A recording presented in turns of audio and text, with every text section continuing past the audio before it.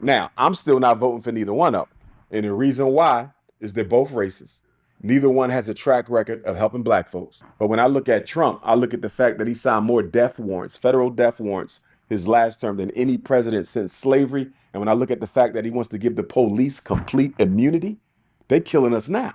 Once they get complete immunity, you can't even question what they did. You know how many black folks are going to die on these streets? So for me, I have very strong, compelling reasons to not vote for either, and I don't have a good reason to vote for either. So neither one of them getting my vote.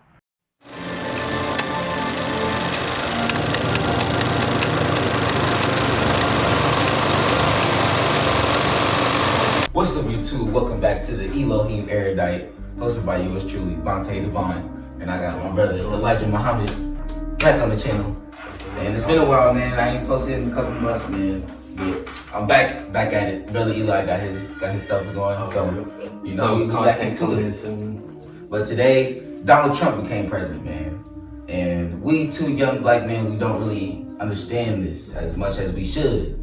And we're gonna look for Dr. Umar for a little bit of guidance today. And without further ado, let's get into the video.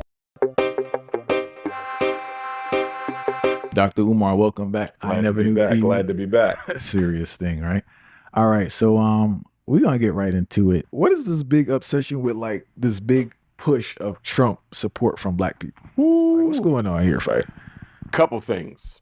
I think the reason why Donald Trump is getting more support from black people, and I would not be surprised if this would be the first election since the 1930s that black people voted more for a Republican than a Democrat. So history might be made in November. History might be made. But don't get it twisted. The black bourgeoisie is on their job and they out there. So the black bourgeoisie ain't gonna go easy because they know if Trump wins, they're done. No more contracts, no more set aside. You see what I'm saying? Because remember, the black bourgeoisie is only fighting for their own personal stake. They don't care about black folks. And the Democrats, if you can't deliver the black vote, what good are you? So they all going if they lose. They're not fighting for us, they fighting for themselves. Couple reasons why black folks may go Republican in November. Black people may go Republican in November. Number one, I think they're finally getting disenchanted with the Democrats. I think it's finally beginning to seep in. I think a lot of the analyses that are being made by black political thinkers, including myself, I think black people are really starting to see that we've been had. I mean, to have voted this way for 90 years and got nothing out of it, it's time for a change of some sort. That's number one. Number two, I think a lot of black people are attracted to Donald Trump's unapologetic disposition. He's very unapologetic. He don't go off cue cards. Completely different from Barack Obama and Joe Biden. You follow me? For a lot of black people, even though he's a racist, he's a breath of fresh air because he says what he wants to say. The entertainment aspect of Donald Trump is winning blacks. Number three, Donald Trump claims to care about the economic state of black America, which he doesn't, but he's openly saying, I'm going to do something about the economics in the black community. He said that the first term and ain't do nothing, right? So he's not going to do nothing, but he's speaking directly to black America where Joe Biden is not. And I think that's why he's going to carry a lot of votes, especially black men, because what is the black man's biggest issue? Earning money. Biden ain't even talking about it. So I do think that Donald Trump, for the first time in almost 100 years, he may carry the black vote. Now, I'm still not voting for neither one of them. And the reason why is they're both racist. Neither one. Like, I agree with him when he say he's a breath of fresh air. Yeah, definitely. Because he never grew up in politics. He's the first president to be a businessman that jumped straight into the presidency. So like, he definitely don't go off how other politicians did it. And that's why I feel like our young generation vibe with him so much, just because he be clowning. Like, you see when Biden gets to stuttering or something, yeah, he like, bro, you look like a goofball. Like, he be just clowning. He not scared, and that's our generation. We eat all that up, bro. Any other little bit of ignorance or any of that, he just knows how to sway the people. Definitely. One has a track record of helping black folks. Joe Biden got this migrant crisis coming in where he's basically trying to wash out the black with the brown, and they are making headway. To see him take care of people who are not even citizens, while we got homeless blacks, disabled blacks out there, veterans who not get what they're supposed to, I can't support that crap. To watch him take care of the Native Americans and the homosexuals and the Asian hate bill and all this and billions to Ukraine and billions to Israel and not do nothing for me, he can't get my vote. But when I look at Trump, I look at the fact that he signed more death warrants, federal death warrants, his last term than any president since slavery. And when I look at the fact that he wants to give the police complete immunity, they're killing us now. Once they get complete immunity, you can't even question what they did. You know how many black folks are going to die on these streets? So for me, I have very strong, compelling reasons to not vote for either, and I don't have a good reason to vote for either. So neither one of them getting my vote. I'll probably vote for one of my ancestors or something. The thing I don't understand with the politics, man, is like, we understand the game, right? But Even though he was signing those death row convicts, and definitely didn't know that he's trying to give the police immunity, more immunity. I feel like if he gives the police more immunity, more people are gonna die. Not just only black people. Yeah, because So that affects everybody. I don't know. It's like 10% that we will get when we get pulled over. Yeah. So it definitely will affect us way more than it will affect anybody else. That's even crazy to think about. Bro, it's just too obvious. That just leads down to a spiral of us killing cops because we're just tired of this shit. Yeah, bro. So I don't even know. And this is before Trump even became president. the promises they make, you don't have to have the greatest intellectual capability to understand they can't deliver. Or will not deliver. Or Yeah. will not deliver. Yes, right? sir. So that's the whole point I don't understand with this commitment, because I don't understand how people argue, specifically black people. I don't know how they understand. I don't understand how they argue about politics in this modern day of time, as if like this person's actually going to help you and this other person's actually going to help you. And like, if we observe what's going on, even what you said with immigration, right? Mm-hmm. I'm not trying to be Dr. Doom, but fire look kind of rough for black people moving forward, how the system's set. And I don't see these people doing anything to assist. So we may want to come up with another plan outside of walking behind these people and looking for them to do something. Absolutely. And here's the other thing. The immigrants are here for three main reasons. Number one, to replace us at the polls, even though they're not citizens in many jurisdictions due to election fraud.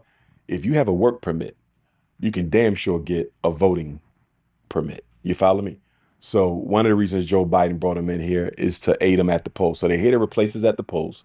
They're here to replace us in the labor market. They're going to take all of the low industry jobs, your Walmart, your McDonald's, your grass cutters, your floor sweepers. They're going to take all that, so it won't be none left for blacks. They started taking them already. Yeah. Yeah.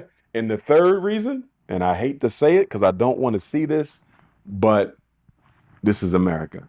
I believe that at some point in the future, I don't know how soon, I don't know how distant, America is going to instigate a racial clash between brown people and black people.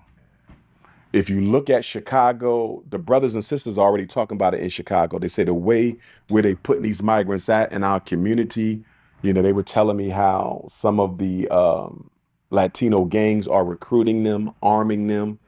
They're hurting black people. They beat up one black girl really bad, messed the whole eye up. Nobody went to prison. They said, if you look at the writing on the wall, they are arming themselves to one day rise up against us.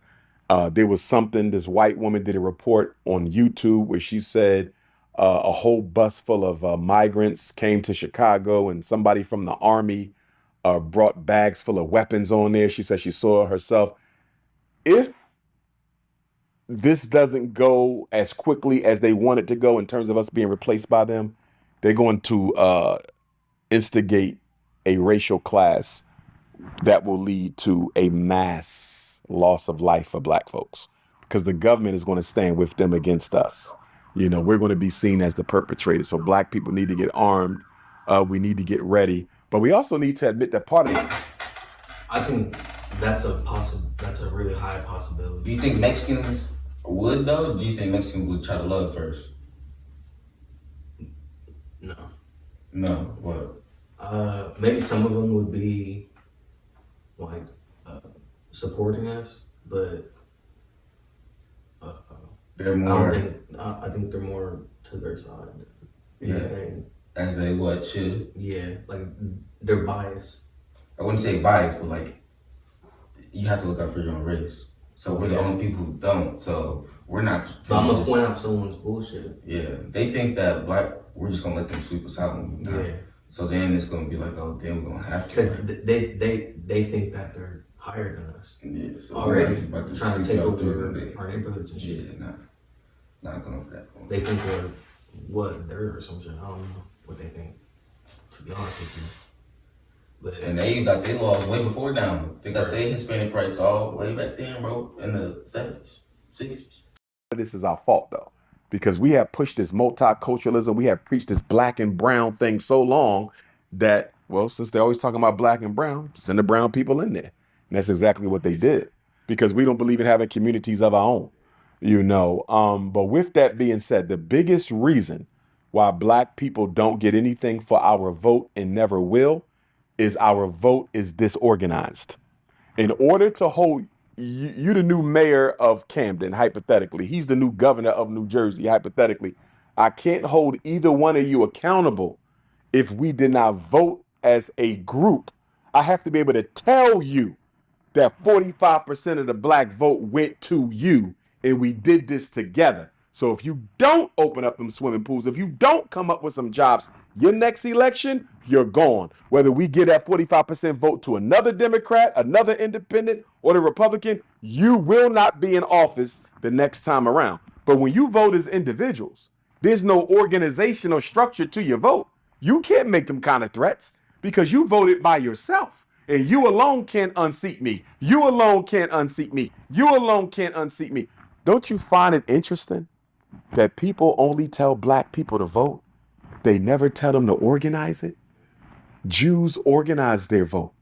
Those immigrants who are voting, it's going to be organized. The Arabs, they organize. I'm not saying they all vote for the same candidate, but they vote in blocks that are large enough where the person running for office better heed whatever it is they need to get done, because if you lose that block of votes, you might not carry that election.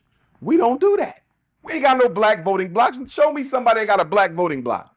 We are completely dependent on the Democratic Party plantation to carry out anything black people need done. We don't vote as independent voters. We don't think as independent voters. It's all Democrat until it's not. Hey man, that was a good little sit down with Dr. Umar Johnson, Mr. Ifa Tunde, and hey man, it was a good episode. Man, that ending he hit it off with that ending. Definitely. Yeah. We don't have no organized vote, man. We need to get into the churches, and we definitely need to organize more together when it comes to this voting thing. And like he said, governor, mayor, it matters who you vote for, because then that's who they are associated with when it keeps going up the ranks. Mayor, governor. And we have to do our research on these people, man. Right. And we gotta stop paying attention to all these higher power like Trump and Kamala. Yeah, so we gotta pay attention to the mayor in your city. The mayors, that's what really makes a difference. For sure. And that's who the people who are in the electoral college room. It just goes up and up. But hey man, we're gonna keep it going, keep it rolling. Show love to this one. We'll see you on the next one. Peace.